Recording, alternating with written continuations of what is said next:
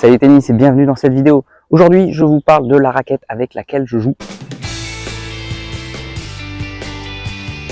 Donc je joue avec la Ed Prestige Pro.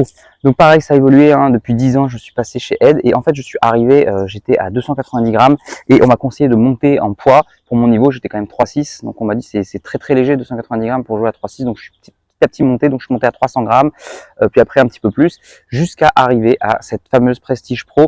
Donc celle avec laquelle je joue, parce que chaque année elle change. Cette année elle est un peu différente encore, mais voilà, celle avec laquelle je joue, elle fait 315 grammes.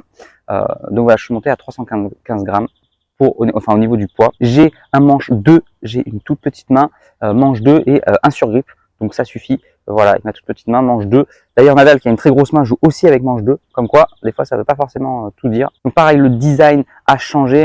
Quand je l'ai eu les premières fois, elle était un petit peu noire, mais il y avait surtout toute la bande rouge autour. Voilà, la protection qui était rouge.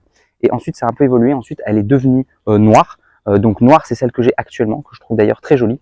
Et sur le design d'après, je crois que c'était l'année dernière, elle est passée complètement rouge. C'est assez sympa aussi. Mais voilà, je préfère quand même ma raquette noire. Et vu que j'ai plein de raquettes, j'ai pas eu besoin d'en acheter des nouvelles. Donc j'ai pas les dernières visuelles, les dernières rouges, j'ai les noires. Donc vous allez me voir jouer avec les rouges, avec les noirs. Vous allez me voir jouer avec les noirs. Je sais que ça a un peu évolué le poids. Je crois que cette année, elle est passée à 320 grammes. Bref, en tout cas, voilà, la mienne, elle fait 315 grammes. Elle est équilibrée en manche, 31,5. Le tamis est de 630. Donc pareil, ça a évolué. Je sais que quand je suis arrivé, moi, j'adorais jouer avec des petits tamis. Quand j'étais chez Artengo, j'avais même un tamis de 600. Je me demande même si j'ai pas joué avec 590. Non, je pense que j'étais à 600. Donc voilà, à un moment donné, j'étais très petit et je voulais pas monter au-delà de 600, 645, c'était trop. Donc j'ai joué pendant très longtemps avec ce 600. Après, je suis passé à 615 et avec Ed, j'ai fait un compromis. Je suis passé à 630. Et en fait, le problème des petits tamis, c'est que c'est nickel pour le timing. Mais voilà, si on n'est pas dans le timing, on décentre énormément. Donc pour moi, en tant que serveur volleyeur, ça m'allait bien. Service volley, c'était monstrueux. En shop, c'était bien. Mais par contre, du fond, si le mec, il me repoussait, que je devais lifter, ou même en coup droit, j'adore frapper fort en liftant, du coup, c'était hyper compliqué. Je décentrais beaucoup de balles et je faisais quand même beaucoup de fautes. Donc finalement, le fait de passer à 630 avec cette raquette, c'était quand même assez sympa. Donc en revers, j'ai beaucoup plus de contrôle. Le fait qu'elle soit plus lourde, j'ai beaucoup plus de stabilité aussi. Avant, vu que j'ai pas beaucoup de puissance, le fait qu'elle soit lourde, ça m'aide justement en termes d'inertie à gagner en puissance. Donc ça, c'est assez sympa. Les raquettes légères, j'aimais bien parce qu'il y avait la maniabilité à la volée, mais j'avais beaucoup de mal en termes de fond de cours en puissance. À partir de 3,6, quand je jouais à 1,6,0, ça tenait pas quoi. Le mec il fracassait et moi j'avais du mal à tenir. Alors que maintenant, avec 600, avec le poids, 315 grammes, c'est quand même beaucoup plus stable et j'apprécie beaucoup ce poids. Donc attention avec le poids des raquettes, il faut toujours monter petit à petit, ne montez pas trop tôt parce que sinon vous allez pouvoir avoir du mal, notamment au coude, à l'épaule, enfin bref, il y a des vibrations, il y a une puissance, donc c'est difficile pour le corps. Donc attention à pas changer de poids trop vite. Ce qu'on conseille, c'est quand on est débutant, c'est de commencer assez léger, à 270, 280, et plus on monte en niveau, plus on va augmenter le poids. Et quand vous faites de la compétition, il faut se rapprocher de 290. Ça, c'est des bonnes raquettes. Et après, si vous êtes troisième série, seconde série, là, il faut passer au-delà de 300 grammes petit à petit. Donc attention, petit à petit, j'insiste. Et ça dépend aussi de chaque profil. Si vous êtes une fille très mince, très frêle, c'est pas du tout pareil quand vous faites 1m95 et que vous êtes ultra musclé. Voilà, ça change énormément aussi. Chacun est différent, donc vous devez trouver votre propre raquette. C'est que vraiment, depuis 7-8 ans que je me suis vraiment intéressé à l'optimisation de la raquette. C'est vrai qu'avant, moi, mon choix, c'est simple. Je prenais la raquette la plus belle que je trouvais et je la prenais. Et j'ai toujours joué comme ça. Comme j'ai dit dans une précédente vidéo, j'ai joué avec Babola, qui était spécialement pour les lifters et je faisais service volley avec juste parce que je l'avais trouvé jolie et que je voulais imiter Nadal avec. Et j'ai joué comme ça pendant 2 ans à 4-6. Donc moi, toute ma vie, j'ai choisi cette option-là de choisir la beauté de la raquette plutôt que des caractéristiques. Et j'ai évolué. Je trouve que les caractéristiques, c'est important. Mais je n'aime pas non plus l'opposé. Je trouve qu'il y a trop de joueurs qui sont à fond sur les caractéristiques et qui oublient de se rappeler que c'est le joueur qui joue bien, ce n'est pas la raquette. Ah ouais, mais là, je suis à 630, il faudrait que je prenne un tamis à 645. Non, l'équilibre, il est à 31, il faudrait que je sois à 32. Non. Je trouve qu'on est passé d'un extrême à l'autre. Moi, je m'en fous complètement de la raquette à, tout le monde est à fond sur les caractéristiques précises de la raquette. C'est ça qui va faire évoluer leur jeu. À un moment donné, ok, il faut trouver son style, mais il faut pas non plus se prendre la tête trop. À un moment donné, il faut jouer tout simplement. Donc la Prestige Pro, moi ce que je trouve très bien avec, c'est justement, elle est beaucoup plus, elle est stable en termes de contrôle. Donc moi qui fais service volé, c'est parfait. Au niveau des volets, j'ai un contrôle monstre et j'adore ça. J'ai un peu plus de mal justement à lifter du fond, mais encore une fois, avec le tamis à 645, ça me va très bien. Effectivement, j'ai pas parlé, c'est une 16-19. Donc 16-19, c'est-à-dire qu'il y a 16 montants et 19 travers. Et j'adore ça parce que les cordes sont légèrement plus écartées. Et du coup, ça me permet justement de lifter, que ce soit au service kické ou en coup droit, et ça me permet de réussir à lifter. Alors que j'avais essayé la raquette MP que d'ailleurs j'utilise dans mes cours et dans mes vidéos. C'est pour ça que des fois, vous pouvez voir les deux vidéos. Bravo à ceux qui l'ont vu. J'ai reçu des mails qui m'ont demandé avec laquelle je jouais parce qu'on voyait des fois des MP et des fois des pros. Et bravo pour l'œil, ça m'a vraiment impressionné. On a eu un échange de mails très intéressant. Donc merci pour ce mail. Et voilà, donc la MP, c'est une 18-20. Je trouve que c'est une planche. Je trouve que c'est une planche. Alors c'est bien pour la voler, mais j'arrive pas du tout à traverser en coup droit. J'arrive pas du tout à kicker au service et j'arrive pas avec la MP. Je sais pas comment font les gens avec la MP. Moi, j'arrive pas du tout. Donc moi, j'aime ma Pro justement 16-19 où je peux traverser, notamment en coup droit et au kick, et j'ai quand même du contrôle à la volée. Donc moi, j'adore ces caractéristiques. J'adore le fait que l'équilibre soit en manche aussi parce que j'ai besoin de beaucoup de maniabilité pour la volée. Je trouve ça quand même beaucoup plus sympa. Alors certes, il y a un tout petit peu moins de puissance du fond de cours. Hein, quand le poids est en tête, on a beaucoup plus d'inertie.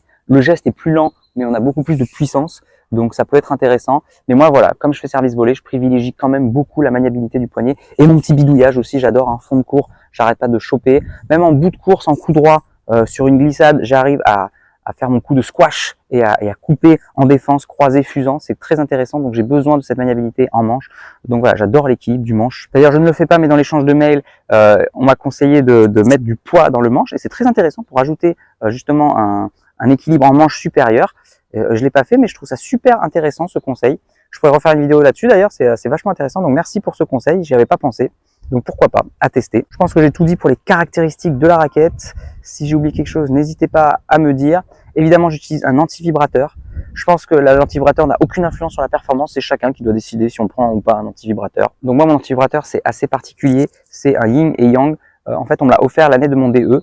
Du coup, j'en ai acheté 2 autres, donc j'en ai 3 pour mes 3 raquettes. Et je sais pas pourquoi, mais j'ai l'impression que c'est le centre de mon univers tennis. C'est la seule chose à laquelle je tiens. C'est-à-dire que ma raquette, je peux la casser, ben, je l'en achète une autre. Les balles, c'est pareil, elles s'usent, j'en utilise d'autres. Le textile, pareil. Je peux changer. Mais mon anti-vibrateur, le jour où je le perds, je suis pas bien. Je suis hyper stressé, je me sens mal. Alors que ce n'est que du matériel, on peut en acheter un autre. Mais pour moi, voilà, c'est le centre de ma vie. On me l'a offert, cet anti-vibrateur, quand j'étais au DE.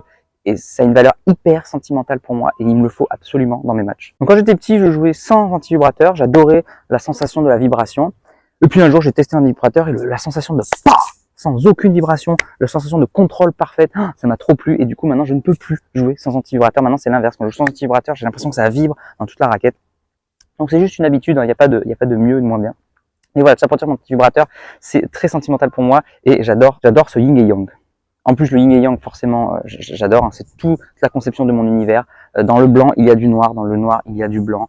C'est le mental. On a beau être calme, il y a toujours quelqu'un d'énervé au fond de soi. On a l'impression qu'on est énervé, il y a toujours du bon en soi. Il faut toujours voir le meilleur dans les personnes. C'est valable dans le tennis. Le tennis, c'est un miroir de la vie. Et voilà. Et je trouve que c'est imbriqué et que le yin et le yang, ça représente parfaitement ça. Et j'adore ça. Et puis évidemment, ça représente le zen. J'adore être zen. Donc forcément, j'adore. Alors, on s'attaque au cordage. Alors, le cordage, c'est un peu particulier pour moi. On conseille souvent de tendre à 22-23. Et ensuite, chacun s'adapte. Plus on tend, plus attention aux douleurs du bras. Donc, pour les jeunes, on conseille de tendre un peu moins. Voilà, moins de 22, peut-être 20, etc. Plus on monte en tension 25 et au-delà, plus on gagne du contrôle. Mais on perd de la puissance. C'est comme on imagine une planche en bois. Donc on a beaucoup de contrôle, mais c'est pas très agréable. Mais surtout ça va moins vite. Alors que moins on tend, par exemple 20 et en dessous, et ben en fait ça fait comme un trampoline la corde. Donc du coup la balle va beaucoup plus vite, mais c'est beaucoup plus imprécis. Elle peut partir à gauche, elle peut partir à droite. Donc moins on tend, plus on a de puissance et moins on a de contrôle. Donc c'est à chacun en fonction de son jeu de décider. Donc on peut faire un mix. Si on est peu puissant, on peut tendre moins pour gagner en puissance. Et moi j'ai fait le choix inverse. Je suis très peu puissant et on m'a toujours conseillé de tendre moins. Moi, je tends à 25. Et on m'a toujours dit, bah non, ça manque grave de puissance ton jeu, il faut que tu tendes moins, du coup, tu vas gagner en puissance. Sauf que moi, si je tends moins, j'ai déjà essayé de tendre à 23 et malheureusement, je contrôle rien. et ça m'a trop saoulé de rien contrôler. J'ai besoin de ce contrôle, j'ai besoin de sentir que dès que je frappe la balle, elle va aller exactement là où je le souhaite, que ce soit à la volée, au service, au coup droit, au revers. J'ai besoin de ce contrôle de balle. Donc moi, je préfère perdre en puissance, mais vraiment mettre la balle exactement où je veux. C'est la base de mon jeu. Si je commence à faire des fautes, ça va m'énerver et je me sens pas bien. Donc voilà, moi je tends à 25 parce que j'aime le contrôle de balle. Et petite anecdote, quand j'ai commencé le tennis à 11-12 ans, enfin j'ai commencé plus tôt, mais c'est le moment où j'ai vraiment voilà, fait de la compétition et entre guillemets j'ai vraiment pris des cours. Voilà, j'ai pris des cours pour progresser à 11-12 ans. Avant je jouais un peu pour le fun. Et ben mon prof direct il m'a dit il faut que tu tendes à 25. Et c'était pas du tout un bon conseil pour mon âge, c'était beaucoup trop. Mais ça s'est passé comme ça et du coup j'ai toujours joué à 25 depuis que je suis petit et j'ai jamais changé. Il y a une année où j'ai essayé 23 comme je vous ai dit et ça m'a pas du tout plu, j'ai pas du tout bien joué donc ça m'a saoulé. Donc je suis resté à 25 et c'est voilà, c'est mon historique 25 depuis toujours donc je pense que je resterai à 25 pour toujours. Bon, j'ai le droit de changer bien sûr. Donc voilà pour la tension et ensuite le cordage. Alors le cordage c'est un peu particulier aussi. J'ai vraiment du mal à avoir un cordage. Pour moi peu importe le cordage, j'arrive à bien jouer. Autant la raquette maintenant ça y est à mon niveau, il me faut ma raquette. Il me faut surtout que le cordage ait la bonne tension. Mais après le cordage lui-même, je m'y adapte. Je suis pas en mode optimisation à ce point-là. Il y en a, ils ont besoin de leur cordage à eux pour bien jouer. Pas moi. Moi peu importe quel cordage, normalement, il suffit que je m'entraîne un peu et je vais m'adapter au cordage. Alors j'avais essayé le multifilament à une époque et j'avais adoré les sensations, quel contrôle, c'était génial. Sauf qu'à mon niveau, le problème c'est que j'ai cassé au bout de 45 minutes et j'ai dit bah non mais moi je peux pas casser toutes les 45 minutes, c'est vraiment pas possible pour moi. Je peux pas. Donc du coup non, moi je prends des monofilaments assez épais, assez gros et voilà. Alors en termes de cordage pur, pareil, avant d'avoir mon contrat Ed, j'étais chez Dyrix et j'ai adoré Dyrix. Donc du coup n'hésitez pas à aller le voir. Voilà, j'avais vraiment kiffé. Et maintenant que je suis chez Ed, bah en fait, j'ai pas de cordage attitré, c'est-à-dire que j'ai gagné plein de cordages entre mon contrat d'il y a plusieurs années et des fois les cordages que je gagne dans les tournois. J'ai plein de cordages différents, j'en ai une dizaine et en fait je les prends un peu au hasard. C'est pour ça qu'aussi vous verrez sur des vidéos il y a des cordages noirs, il y a des cordages blancs, c'est pas forcément les mêmes. Donc il y a le Touch, le Hawk Touch qui est pas mal. Voilà, si je devais conseiller un nom, c'est ça. Sachant que je suis sponsorisé Ed, donc je dois vous dire que Ed c'est la meilleure marque. Donc il faut acheter Ed absolument. Et voilà, le Hawk Touch est vraiment bien. Voilà, j'ai tout dit pour ma raquette. N'hésitez pas si j'ai oublié des éléments. Je mets rien sur les cordes. Hein. Des fois, on peut mettre des petits picots sur les cordes. Voilà pour ma raquette. Évidemment, j'utilise du Ed en textile. Hein. Ça, il n'y a rien de particulier à dire là-dessus. Donc la raquette, la Prestige Pro. Donc j'adore ses caractéristiques. 630 cm², c'est une 16-19. Équilibre en manche 31,5. Manche 2 pour moi. Et le cordage, tension 25 avec un cordage Ed, avec du monofilament. Et c'est une 16-19. Voilà, n'hésitez pas à me faire un retour dans les commentaires, ce que vous pensez et surtout ce que vous utilisez comme matos. En fait, c'est ça qui est intéressant, c'est de partager chacun son expérience. Donc n'hésitez pas à me dire. Allez, merci d'avoir regardé cette vidéo. Moi, je vous dis à bientôt pour une prochaine. En attendant, n'oubliez pas, allez jouer au tennis. Dites-nous ce que vous utilisez comme matos. Progressez et surtout, faites-vous plaisir. Ciao. Ah, il va venir sur Terre. Ouais, je parle au banc, c'est mon pote. C'est mon pote. Si tu es encore là, c'est que soit tu es très motivé, et dans ce cas-là je te félicite, soit que tu aimes ce que je fais. Dans tous les cas, s'il te plaît, laisse un commentaire pour donner ton opinion et soutiens mon travail, soit en partageant les vidéos, c'est important pour l'algorithme, soit en allant sur Tipeee. Tu peux aller encore plus loin en t'abonnant à ma newsletter où je te donnerai plein de conseils. Rien de plus facile, clique sur le lien dans la description. À bientôt.